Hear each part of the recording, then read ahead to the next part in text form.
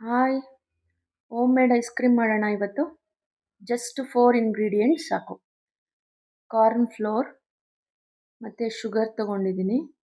ಆಮೇಲೆ ಬಾದಾಮ್ ಮಿಕ್ಸ್ ತೊಗೊಂಡಿದ್ದೀನಿ, ಪೌಡರ್ ಬರುತ್ತಲ್ಲ ಅದು.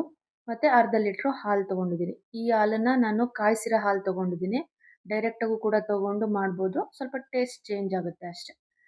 ಕಾರ್ನ್ ಫ್ಲೋರ್ ಒಂದು 3 ಸ್ಪೂನ್ ಹಾಕ್ತಿದ್ದೀನಿ.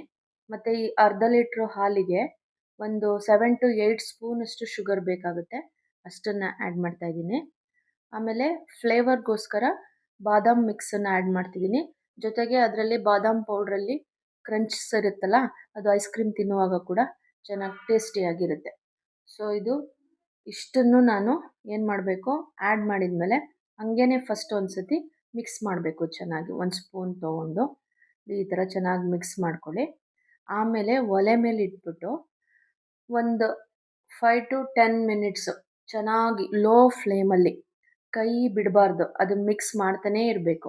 ಅದು ಕಾರ್ನ್ ಫ್ಲೋರ್ ಎಲ್ಲ ಹಾಕಿರ್ತೀವಲ್ಲ, ಹಾಗಾಗಿ ಸ್ವಲ್ಪ ಸಣ್ಣದಾಗಿ ಗಂಟಾಗ್ಬಿಡುತ್ತೆ ಬಿಟ್ಟರೆ. ನೋಡಿ, ಈ ಥರ ಚೆನ್ನಾಗಿ ಗಟ್ಟಿಗಾಗುತ್ತೆ. ಆಮೇಲೆ ಕುದಿಯೋಕ್ಕೆ ಸ್ಟಾರ್ಟ್ ಆಗುತ್ತೆ, ಆವಾಗ ಆಫ್ ಮಾಡ್ಬೋದು. ಅಂದರೆ 1/2 ಲೀಟ್ರ್ ಹಾಲು 1/4 ಲೀಟ್ರ್ ಬರೋ ಅಷ್ಟು. ಈಗ ನೋಡಿ, ಆಮೇಲೆ ಕೆಳಗಡೆ ಇಳಿಸಿದ್ಮೇಲೂ ಕೂಡ ಅದನ್ನು ಮಿಕ್ಸ್ ಮಾಡ್ತಾನೆ ಇರಬೇಕು ಸ್ಪೂನಲ್ಲಿ, ಇಲ್ಲಾಂದರೆ ಗಂಟು ಥರ ಆಗುತ್ತೆ. ನೋಡಿ, ತಣ್ಣಗಾದ್ಮೇಲೆ ಈ ಥರ ಆಗಿದೆ. ಆಮೇಲೆ ನಾನು ಇದನ್ನು ಐಸ್ ಕ್ರೀಮ್ ಬೌಲಿಗೆ ಹಾಕ್ಬಿಟ್ಟು ಫ್ರೀಝರಿಗೆ ಇಡ್ತಾ ಇದ್ದೀನಿ.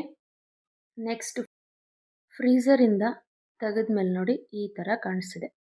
ಆಮೇಲೆ ಬೌಲ್ಗೆ ಹಾಕ್ಕೊಂಡು ಟೇಸ್ಟ್ ಮಾಡ್ಬೋದು. Thank you.